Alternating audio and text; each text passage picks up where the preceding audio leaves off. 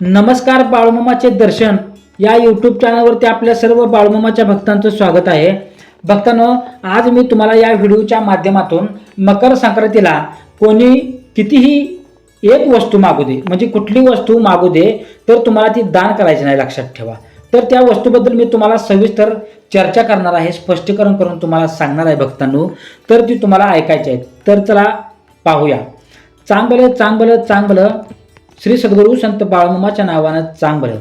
नमस्कार प्रेमळ भक्तांनो, मकर संक्रांती हा केवळ धार्मिकच नाही सण, तर नात्यांमध्ये गोडवा आणणारा, सकारात्मकतेची सुरुवात करणारा आणि नव्या आशेचा, नव्या स्वप्नांचा संदेश देणारा सण आहे भक्तांनो. तिळगुळ घ्या, गोड बोला, हा संदेश या सणाचं खरं सार सांगत आहे.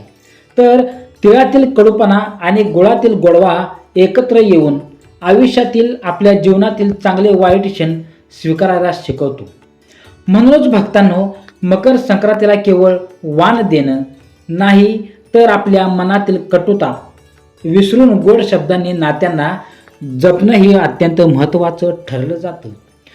बाळूमामा तुमच्या मनातील सर्व चांगल्या इच्छा, मनोकामना पूर्ण करून हीच मामांचरणी मी प्रार्थना करतो भक्तांनो.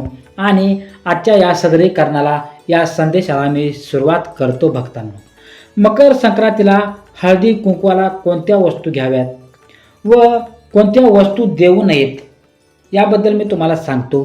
तर भक्तांनो, आज 14 जानेवारी मकर संक्रांत. या दिवशी तुम्हाला चुकून पण या 5 वस्तू कोणाला सुद्धा द्यायच्या नाहीत, अन्यथा देवी लक्ष्मी तुमच्या घरातून निघून जाईल, लक्षात ठेवा. आणि तिची जागा दरिद्रता म्हणजेच अलक्ष्मी घेईल, लक्षात ठेवा. तर आज संक्रांत आली आहे 14 जानेवारीला, लक्षात ठेवा.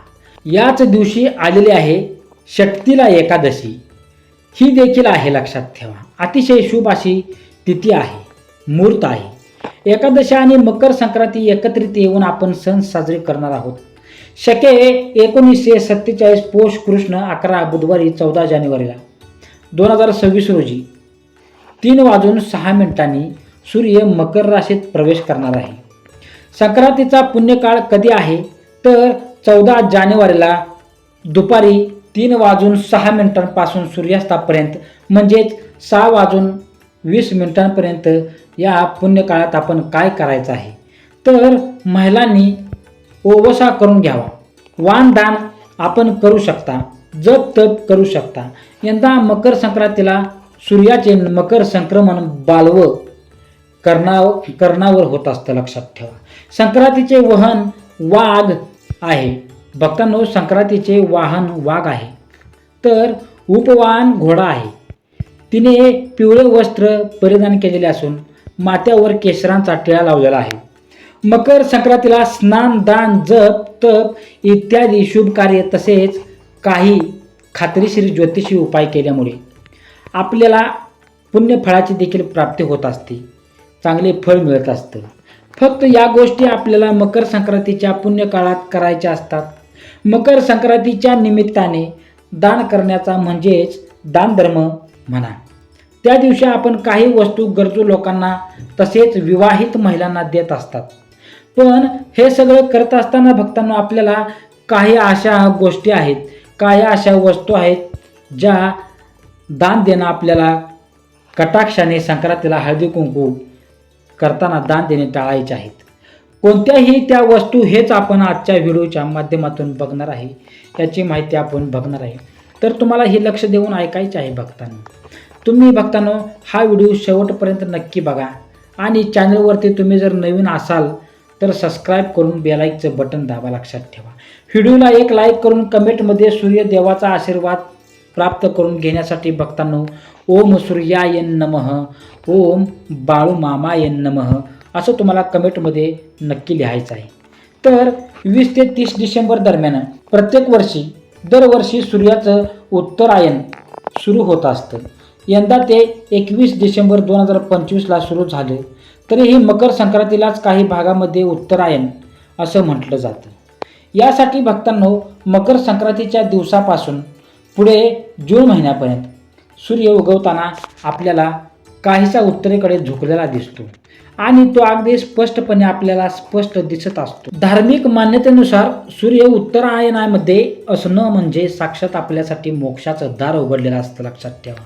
या गोष्टीकडे भक्तांनो आपण बारकाईने लक्ष दिलं पाहिजे भक्तांनो, ठीक आहे. तर महाभारतातील पितामह भीष्म युद्धातील बाणांनी जखमी होऊन सुद्धा मृत्यू शय्यावर पडले होते, तरी पण स्वतःचा प्राण त्यागण्यासाठी उत्तरायणाची वाट पाहत होते भक्तांनो, कारण त्यांना मोक्ष मिळावा असं वाटत होतं. म्हणून अशा धार्मिक दृष्ट्या सर्वोच्च महत्त्व असलेल्या मकर संक्रांतीच्या दिवशी आपल्याला दानधर्म करायचा असतो, जेणेकरून त्याचं पुण्यफळ आपल्याला, आपल्या परिवाराला, आपल्या कुटुंबाला 100% मिळत असते, लक्षात ठेवा. आणि वेळोवेळी संकटकाळी आपल्याला त्याची मदत सुद्धा होईल. पण यामध्ये भक्तांनो काही वस्तू संपूर्णतः वज्र करायच्या आहेत. त्यामधील पहिली वस्तू जी आहे ती म्हणजे झाडू. आणि सणवार म्हटलं की ते खरेदी ही आलीच पाहिजे. आपण वेगवेगळ्या गोष्टी सणावाराच्या निमित्ताने विकत घेत असतो, पण मकर संक्रांतीच्या दिवशी भक्तांनो आपल्याला खरेदीमध्ये विकत घ्यायच्या वेळी, खरेदी करायच्या वेळी झाडू अजिबात घ्यायचा नाही. कारण आपण इतर गोष्टींची खरेदी करत असताना जर आपल्या घरातील झाडू हा खराब झालेला असेल तर त्याच वेळेस आपण आठवण म्हणून झाडू खरेदी करतो भक्तांनो. पण तो घेण्यासाठी अश्विन अमावस्या, धनत्रयोदशी किंवा कोणत्याही महिन्यामध्ये शनिवारचा दिवस तुम्ही निवडू शकता भक्तांनो. असं करणं म्हणतात की झाडू हा नेहमी कठोर वारी म्हणजेच कठोर वारा दिवशी खरेदी करावा. शनिवार हा दिवस कठोर वार मानला जातो, म्हणून झाडू खरेदी करायचा असेल तर तुम्हाला भक्तांनो कोणत्याही महिन्यात शनिवारी झाडू विकत घ्यायचा आहे, खरेदी करायचा आहे. मकर संक्रांती दिवशी झाडू खरेदी केला तर त्या कारणाने आपण झाडू विक्रेत्याला त्याची किंमत म्हणून पैसे देऊ, आणि चुकीच्या दिवशी झाडू घेतला की एक चूक आणि तिथे आपण आपले पैसेही खर्च केले, ही एक चूक. आणि पैसा म्हणजे आपल्यासाठी लक्ष्मीचा आहे, पण अशी काही मोठी चूक केल्यामुळे नेहमी लक्ष्मी आपल्यावर नाराज होऊन आपला घरातून काढता पाय घेते. म्हणून परिणामी दरिद्री आपल्या सर्वाच्या वाट्याला येते भक्तांनो. या गोष्टीकडे तुम्हाला बारकाईने लक्ष देणे गरजेचं आहे. तर घरातील झाडू या दिवशी कोणाच्याच नजरेला पडू देऊ नये. यासाठी सूर्य उगवण्यापूर्वी घरातील महिलांनी घराचा परिसर तुम्हाला स्वच्छ करून झाडून घ्यायचा आहे.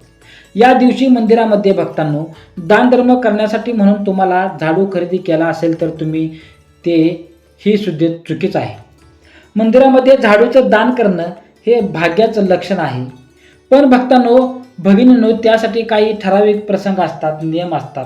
मकर संक्रांतीचा दिवस भक्तांनो अजिबात निवडायचा नाही, लक्षात ठेवा.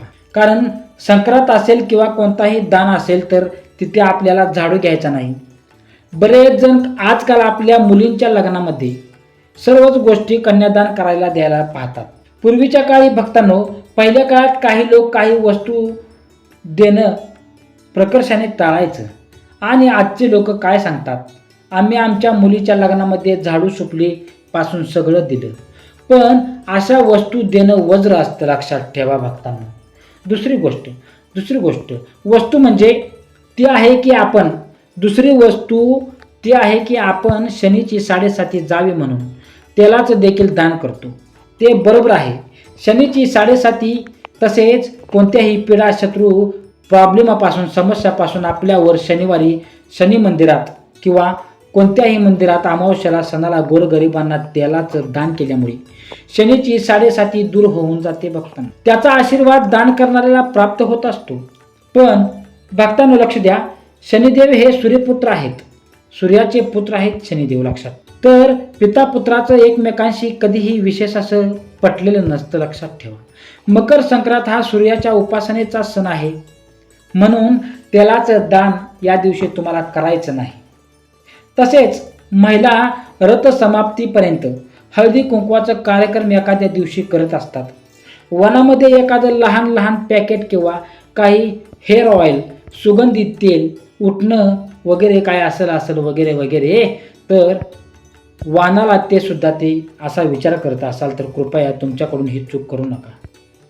तुम्ही सुद्धा घरातल्या लक्ष्मीचा आहात आणि लक्ष्मीच्या हाताने तुम्ही हे तेल इतर लक्ष्मींना देण्याचा विचार करत असाल तर याचा परिणाम उलट होऊ शकतो. तिसरी वस्तू जी आहे तर ती सुद्धा आपल्याला मकर संक्रांतीच्या वाणामध्ये किंवा दानामध्ये घ्यायची आहे. बऱ्याच वेळा महिला मकर संक्रांती निमित्त हळदी कुंकू करतात आणि हळदी कुंकू म्हटलं की काही वाण वस्तू सुद्धा एकमेकींना देतात किंवा घेताना दिसतात. त्यामध्ये भक्तांनो काही संसार उपयोगी साहित्य सुद्धा वाण म्हणून वाटलं जातं. त्यामध्ये किसणी बटाटा वगैरेची साल काढण्यासाठी पिलर महिलांना कामात येऊ शकतो. अशा वस्तू तसेच सेफ्टी पिन वगैरे सुद्धा महिला अशा टोकदार किंवा धारदार वस्तू, टाचण्या पिन किंवा स्टीलच्या वस्तू म्हणजेच काय एक प्रकारचे लोखंड या दिवशी धारदार टोकदार वस्तू तसेच लोखंडी वस्तू देणं याचा अर्थ आपण आपल्या कुंडलीतून केतू आणि शनी या ग्रहांना खराब करून घेत असतो किंवा कमजोर करून घेत असतो. भक्तांना हिंदू धर्मामध्ये अशा वस्तू भेट देणं निषिद्ध मानलं गेलेलं आहे. त्यामुळे आपल्याला मकर संक्रांतीचे जे काही वाण असतील महिलांना वाटायचं असतं, काही दानधर्म करायचे असतात भक्तांना, तर अशा टोकदार धारदार व लोखंडी वस्तू दान अजिबात करायच्या नाहीत. चौथी उपाय पुढची चौथी वस्तू म्हणजे भक्तांनो कपडे. मकर संक्रांतीच्या पुण्यकाळामध्ये चांगल्या वेळेमध्ये चांगल्या मुहूर्तामध्ये किंवा त्या दिवशी शक्य झालं नाही किंवा किंक्रांतीच्या दिवशी सोडल्यानंतर अशा सूर्यास्तापर्यंत अगदी कोणत्याही वेळेमध्ये तुम्ही जर कपड्याचे दानधर्म केला तर भक्तांनो सर्व दानधर्म सर्वश्रेष्ठ दान मानलं जातं. कारण मकर संक्रांत किंवा अगदी रथसमाप्तीपर्यंत म्हणजेच रथ समाप्ती येईपर्यंत सूर्योदयापासून सूर्यास्तापर्यंत अगदी कोणत्याही वेळेमध्ये तुम्ही जर या कपड्याचं दानधर्म केलं तर तो दानामध्ये सर्वश्रेष्ठ मानला जातो. या गोष्टीकडे सर्वांनी लक्ष दिलं पाहिजे. कारण भक्तांनो मकर संक्रांत किंवा अगदी रथसमाप्ती येईपर्यंत भरपूर थंडी असते आणि ही जी थंडी असते ती आपल्याला अगदी असहाय्य करून सोडते. कधीही थंडी जाईल आणि उन्हाळा येईल. त्यामुळे कपड्याचं दान करताना सुद्धा आपण त्यामध्ये ब्लँकेट, चादर किंवा उबदार कपडे गरजू लोकांना दिलं की खरंच गोरगरीब लोकांची मदत होते, लक्षात ठेवा. त्यामुळे प्रत्यक्ष सूर्यनारायण आपल्यावर प्रसन्न होतात. कारण भक्तांनो स्वतः सूर्यदेवांना निरपेक्ष दानाचे धनी असं म्हटलं जातं. कारण भक्तांनो सूर्य स्वतः तापतो आणि सर्वांना प्रकाश देण्याचं काम करत असतो. भक्तांनो आपण त्यांना निरपेक्ष दानाचे धनी म्हणत असतो. कारण कोणतीही किंमत आपण सूर्यप्रकाशासाठी मोजत नाही. शिवाय आपले पितृ सुद्धा आपल्यावर प्रसन्न होत असतात. जर आपण मकर संक्रांतीचं हे दान त्यांच्या नावाने केले तर काही जण काय करतात, थोडेफार वापरलेले कपडे असतील तर ते देतात. भक्तांना असं अजिबात करू नका. याचा उलट परिणाम तुमच्या कुटुंबावर, तुमच्या इतर परिवारातील सदस्यांवरती, तुमच्या सर्व लोकांवरती, जवळच्या आजारी कोण अशा पद्धतीने होऊ शकतो. भक्तांनो त्यावर तुम्हाला होणारा खर्च म्हणजे तुमच्या घरातून लक्ष्मी निघून किंवा वाण स्वरूपामध्ये आपल्याला नवीन घेतलेले वस्त्र द्यायचं असतो. हे मात्र लक्ष्मी लक्षात घेते. नेहमी तुम्हाला लक्षात ठेवायचं आहे की आपण दुसऱ्यांना जे काही देतो त्याच प्रकारे आपल्याला परतही मिळत असतं. म्हणून देताना चांगलंच द्या म्हणजे आपल्यालाही त्याचं चांगलंच फळ मिळेल, चांगलंच आपल्याला आशीर्वाद मिळेल. भक्तांनो पुढची 5वी वस्तू आहे ती म्हणजे शेवटची वस्तू.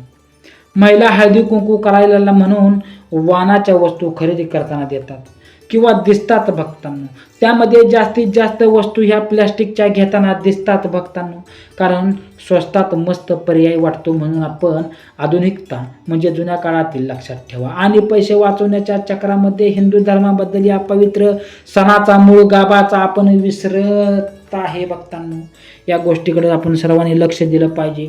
मकर संक्रांत म्हणजे एक उपभोगाचा खाण्याचा सण आपण साजरा करायचा असतो. कारण हिवाळा ऋतू त्यासाठी पोषक आहे. दान धर्म किंवा वाण देणाऱ्या या गोष्टी सुद्धा यामध्ये येतात.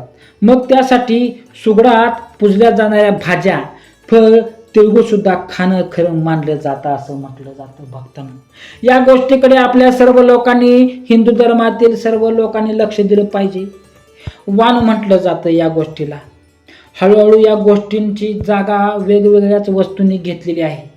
आणि हिंदू धर्मामध्ये असं सांगितलं आहे, भांडी वगैरे जरी आपल्याला दान धर्मामध्ये द्यायची इच्छा असतील तर आपण तांबे, पितळ, चांदी, सोनं या धातूंना महत्त्व द्यावं. प्लॅस्टिक, लोखंड, ॲल्युमिनियम या धातूंना अजिबात नाही बघताना या गोष्टीकडे तर सगळ्यांनी लक्ष दिलंच पाहिजे.